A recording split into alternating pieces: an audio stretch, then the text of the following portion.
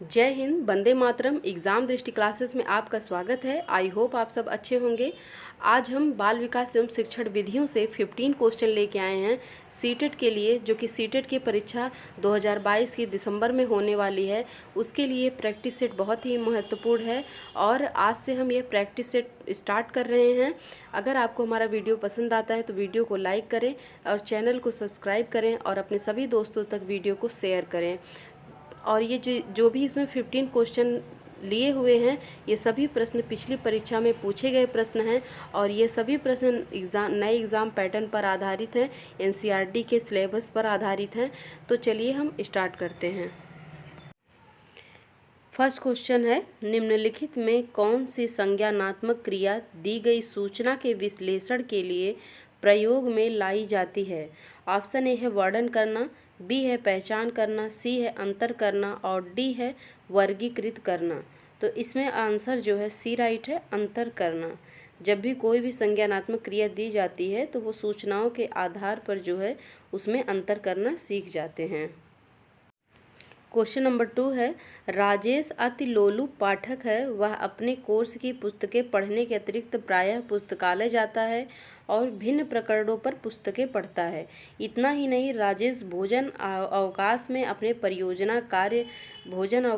परियोजना कार्य करता है। उसे परीक्षाओं के लिए पढ़ने के लिए अपने शिक्षकों और अभिभावकों द्वारा कभी भी कहने की ज़रूरत नहीं है और वह वास्तव में सीखने का आनंद लेता नजर आता है। उसे जो है किस रूप में सर्वाधिक बेहतर रूप में वर्णित किया जा सकता है। तो इसका आंसर हम देखेंगे। इसमें पहला ऑप्शन जो है आंतरिक रूप से अभिप्रेरित शिक्षार्थी, बी है तथ्य आधारित शिक्षार्थी और सी है शिक्षक अभिप्रेरित शिक्षार्थी और डी है मापन आधारित शिक्षार्थी। तो इसमें आंसर जो है ए राइट है, आंतरिक रूप से अभिप्रेरित शिक्षार्थी। मतलब कि उस राजेश को किसी भी चीज़ को पढ़ने के लिए कहने की आवश्यकता नहीं है। वह स्वयं ही अपने आप जब भी उसे अवकाश मिलता है तो वह जो है पढ़ने के लिए लोलुप होता है या उत्सुक होता है। वह स्वयं ही अपने सभी कार्य को कर लेता है। क्वेश्चन नंबर 3 है, भाषा विकास में सहयोग करने का कौन सा तरीका गलत है। ऑप्शन ए है बच्चे को बिना टोके प्रकरण पर बात करना, बी है उनकी अपनी भाषा के प्रयोग को अमान्य करना और सी है उसके प्रयोगों का समर्थन करना और डी है भाषा के प्रयोग के अवसर उपलब्ध कराना। तो इसमें जो है आंसर बी राइट है, उसकी अपनी भाषा के प्रयोग को अमान्य करना। ये तरीका गलत होता है। अगर कोई भी बच्चा कोई भी चीज़ अगर बोलता है तो वो कहीं ना कहीं उसके विचार और उसकी बुद्धि होती है, तो उसको हमें गलत नहीं ठहराना है, बल्कि उसे अपने तरीके से उसको सही करके उसको बताना है। क्वेश्चन नंबर 4 है, मानव बुद्धि एवं विकास की समझ शिक्षक को के योग्य बनाती है। ऑप्शन ए है निष्पक्ष रूप से अपने शिक्षण अभ्यास के लिए, बी है शिक्षण के समय शिक्षार्थियों के संवेग पर नियंत्रण बनाए रखने के लिए, सी है विविध शिक्षार्थियों के शिक्षण के बारे में स्पष्टता के लिए और डी है शिक्षार्थियों को यह बताने के लिए कि वे अपने जीवन को कैसे सुधार सकें। तो 4 नंबर का आंसर सी राइट है, विविध शिक्षार्थियों के शिक्षण के बारे में स्पष्टता कि मानव बुद्धि एवं विकास की जो समझ है वो शिक्षक को इस तरीके से योग्य बनाती है कि वो सभी शिक्षार्थी की मानसिक बुद्धि लब्धि के बारे में उनको पता है, या किसी बच्चे के विचार कैसे हैं या वो किस तरीके से बच्चा सीख सकता है। मतलब कि अगर एक मानव बुद्धि के आधार पर शिक्षक को यह समझ होगी तो वह सभी विद्यार्थियों को अच्छी तरीके से शिक्षित कर सकेगा। क्वेश्चन नंबर 5 है, निम्नलिखित में से कौन सा सत्य है। ऑप्शन ए है शिक्षक द्वारा प्रश्न पूछना संयोगात्मक विकास में बाधक है और बी है विकास और सीखना समाज संस्कृति संदर्भों से अप्रभावित रहते हैं, सी है शिक्षार्थी एक निश्चित तरीके से सीखते हैं और डी है खेलना संज्ञान एवं सामाजिक दक्षता के लिए सार्थक है। तो 5 नंबर का आंसर जो है डी राइट है, खेलना संज्ञान और सामाजिक दक्षता के लिए सार्थक होता है, क्योंकि खेल एक ऐसी मनोरंजक क्रिया होती है जिसमें शिक्षार्थी का स्वाभाविक और स्वतंत्र रूप से संज्ञानात्मक और सामाजिक विकास होता है और इसके अभाव में जो है शिक्षार्थियों का शारीरिक और मानसिक विकास जो है रुक जाता है। तो इसलिए जो है यह जो सामाजिक दक्षता के लिए एक संज्ञान के लिए खेलना जो है बहुत ही आवश्यक होता है। तो इसमें जो है आंसर डी राइट है। क्वेश्चन नंबर 6 है, बच्चे के विकास में आनुवंशिकता और वातावरण की भूमिका के बारे में निम्नलिखित में से कौन सा सत्य है। ऑप्शन ए है, आनुवंशिकता और वातावरण दोनों एक बच्चे को विकसित करने में 50-50% का योगदान रखते हैं। ऑप्शन बी है, समवयस्कों और पितृक यानी जीन्स का सापेक्ष योगदान योगात्मक नहीं होता। ऑप्शन सी है, आनुवंशिकता और वातावरण एक साथ परिचालित नहीं होते।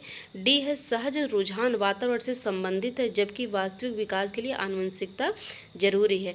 तो इसमें आंसर जो है बी राइट है, समवयस्कों और पितृक जीन्स का सापेक्ष योगदान योगात्मक नहीं होता है। क्यों नहीं होता कि लैंडिस ने कहा है कि आनुवंशिकता हमें विकसित होने की क्षमताएं प्रदान करती है और इन क्षमताओं को विकसित होने के अवसर हमें कहाँ मिलते हैं, तो वो वातावरण से मिलते हैं, यानी कि एटमॉस्फेयर से हमें मिलते हैं। तो वो जो है आनुवंशिकता हमें जो है कार्य करने की एक पूंजी देती है और परिस्थितियां हमें उसको इसमें जो है निवेश करने के अवसर प्रदान करती हैं। तो इसीलिए जो है समवयस्कों और पितृकों का जो एक सापेक्ष योगदान जो है योगात्मक नहीं होता है। क्वेश्चन नंबर 7 है, सामाजिककरण क्या है। ऑप्शन ए है, सामाजिक मानदंडों में परिवर्तन। बी है, शिक्षक एवं पढ़ाए गए के बीच संबंध। सी है, समाज के आधुनिकीकरण की प्रक्रिया। और डी है, समाज के मानदंडों के साथ अनुकूलन।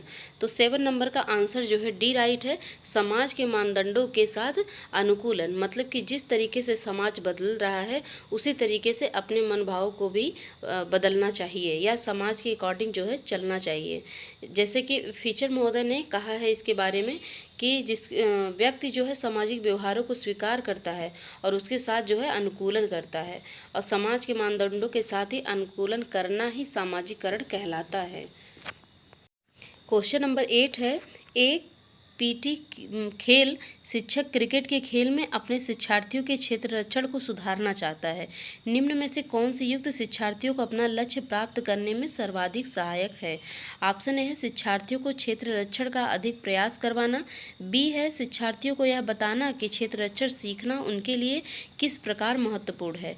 ऑप्शन सी है, बेहतर क्षेत्ररक्षण और सफलता की दर के पीछे के तर्क को स्पष्ट करता है। और डी है, क्षेत्ररक्षण को प्रदर्शित करना और शिक्षार्थी अवलोकन करेंगे। तो 8 नंबर का आंसर ए राइट है, शिक्षार्थियों को क्षेत्ररक्षण का अधिक अभ्यास करवाना।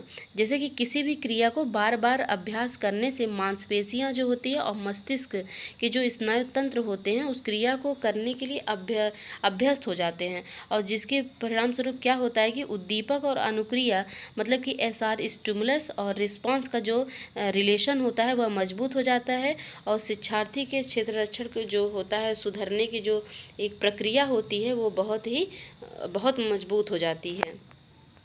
क्वेश्चन नंबर 9 है, एक शिक्षिका अपने शिक्षार्थियों की इस रूप में मदद करना चाहती है कि वे एक स्थिति के अनेक दृष्टिकोण की सराहना कर सकें। वह विभिन्न समूहों में एक स्थिति पर वाद विवाद करने के अनेक अवसर उपलब्ध कराती है। वाइगोस्की के परिप्रेक्ष्य के अनुसार उसके शिक्षार्थी विभिन्न दृष्टिकोणों को करेंगे और अपने तरीके से उस स्थिति के अनेक परिप्रेक्ष्य विकसित करेंगे। तो यह पूछ रहा है कि इस तरीके के जो व्यवहार बच्चा अगर करेगा तो उसको क्या कहेंगे, तर्कसंगत कहेंगे या आत्मसात कहेंगे या निर्माण कहेंगे या संक्रियाकरण कहेंगे। तो बी है, इसमें आत्मसात करेंगे। इसका आंसर बी राइट है, आत्मसात करेंगे।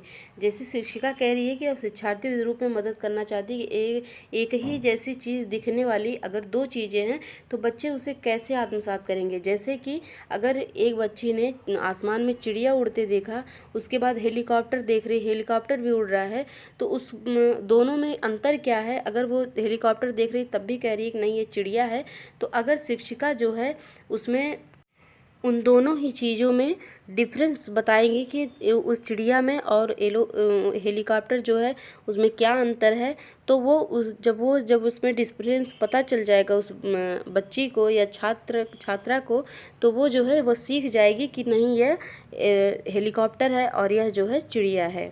तो उसे ही कहते हैं आत्मसात करना। क्वेश्चन नंबर 10 है, सीता ने हाथ में से दाल और चावल खाना सीख लिया। जब उसे दाल और चावल दिए जाते हैं तो वह दाल चावल मिलाकर खाने लगती है। उसने चीज़ों को करने के लिए अपने स्कीमा में दाल और चावल खाने को ऑप्शन ए अंगीकार कर लिया है कि अनुकूलित कर लिया है कि बी है समायोजित कर लिया है, डी है कि समुचितता कर लिया है। तो तो इसमें आंसर जो है सी राइट है, अनुकूलित कर लिया है। अनुकूलित से तात्पर्य है कि अनुकूलन जो होता है एक ऐसी प्रक्रिया जिसमें बालक जो है किसी भी समस्या के समाधान के लिए अपने वास्तविकता से सामंजस्य करना शुरू कर देता है, या जैसे कि उसी तरीके की चीज़ें वह पहले जो किया रहता है उसी से उसको जोड़ करके वह करना सीख जाता है। जैसे अतः सीता ने क्या किया, सीता ने दाल और चावल को अनुकूलित कर लिया है, तो इसे ही कहते हैं अनुकूलित करना। क्वेश्चन नंबर 11 है के अतिरिक्त बुद्धि के निम्नलिखित पक्षों को स्टर्नबर्ग ने त्रितंत्र सिद्धांत में संबोधित किया है। तो इसमें आंसर है, पहला है संदर्भगत, बी है अवयवभूत, सी है सामाजिक और डी है आनुभविक। तो 11 नंबर का आंसर जो है सी राइट है, क्योंकि सामाजिक जो है यह इसमें इनके 3 प्रकार की जो इन्होंने बुद्धि बताई है उसके अंतर्गत नहीं आता है। इन्होंने संदर्भगत और अवयवभूत और आनुभविक को बताया है, जिसमें कि पहला है अवयव ऊपर है, उसके बाद संदर्भगत है, फिर अनुभविक है। तो ये 3 प्रकार के बुद्धि इन्होंने बताया है, जिसमें कि बुद्धि का त्रितंत्र का सिद्धांत जो है स्टर्नबर्ग ने दिया है। तो इन्होंने सामाजिक के अतिरिक्त बुद्धि के निम्नलिखित पक्षों को स्टर्नबर्ग ने 3 तंत्र सिद्धांत से संबोधित किया है। तो ये इसमें आंसर जो है सी राइट है। क्वेश्चन नंबर 12 है हावर्ड गार्डनर का बुद्धि का सिद्धांत किस पर बल देता है। ऑप्शन ए है शिक्षार्थियों में अनुबंधित कौशलों पर, बी है सामान्य बुद्धि पर, सी है विद्यालय में आवश्यक सामान्य योग्यताओं पर और डी है प्रत्येक व्यक्ति की विलक्षण योग्यताओं पर। तो 12 नंबर का आंसर जो है डी राइट है, प्रत्येक व्यक्ति की विलक्षण योग्यताओं पर। हार्वर्ड गार्डनर ने क्या कहा है कि बुद्धि सिद्धांत में जो है यह स्पष्ट किया गया है कि बुद्धि का स्वरूप जो है सिंगुलर नहीं है, एकाकी नहीं है, बल्कि जो है बहुकारकीय है, मतलब कि मल्टीपल होता है। अर्थात प्रत्येक व्यक्ति जो होता है वो विलक्षण योग्यताओं से भरा हुआ है। और अब इसको जो है इन्होंने इस सिद्धांत में 9 प्रकार की बुद्धियों को जोड़ा जा चुका है। तो इसीलिए इसका आंसर डी रहेगा, प्रत्येक व्यक्ति की विलक्षण योग्यताएं होती है प्रत्येक व्यक्ति में। क्वेश्चन नंबर 13 है थ फ च ध्वनियाँ हैं, तो यह कैसी ध्वनियाँ हैं। ऑप्शन ए है स्वनिम, बी है रूपिम, सी है लेखिम और डी है शब्दिम। तो इसमें जो है आंसर 13 नंबर का ए आंसर है स्वनिम। यह स्वनिम ध्वनियाँ हैं। इसके बारे में कहा गया है कि इनका जो अपना स्वतंत्र जो होता है, ये अलग रखने पर जो है इनका कोई अर्थ नहीं होता है, इसलिए इन ध्वनियों को स्वनिम ध्वनियाँ कहा गया है। तो इसमें आंसर जो है ए राइट है, स्वनिम। क्वेश्चन नंबर 14 है कक्षा में जेंडर रूढ़िवादिता से बचने के लिए एक शिक्षक को क्या करना चाहिए।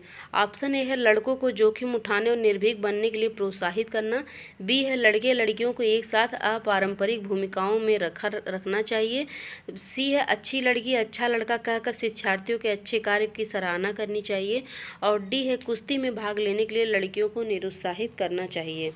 तो 14 नंबर का आंसर जो है बी राइट है, लड़के लड़कियों को एक साथ अपारंपरिक भूमिकाओं में रखना चाहिए। 14 नंबर का आंसर जो है बी राइट है। इससे क्या होता है कि कक्षा में जो है जेंडर रूढ़िवादिता से बचने के लिए एक शिक्षक को लड़के लड़कियों के एक साथ जो है अपारंपरिक भूमिकाओं में रखना चाहिए। क्वेश्चन नंबर 15 है विद्यालयों को किसके लिए वैयक्तिक विभिन्नताओं को पूर्ण करना चाहिए। ऑप्शन ए है वैयक्तिक शिक्षार्थी की विशिष्ट होने की अनुभूति कराने के लिए, बी है वैयक्तिक शिक्षार्थियों के मध्य खाई को कम करने के लिए और सी है शिक्षार्थियों के निष्पादन और योग्यताओं को समान करने के लिए और डी है यह समझने के लिए कि क्यों शिक्षार्थी सीखने के योग्य या अयोग्य हैं।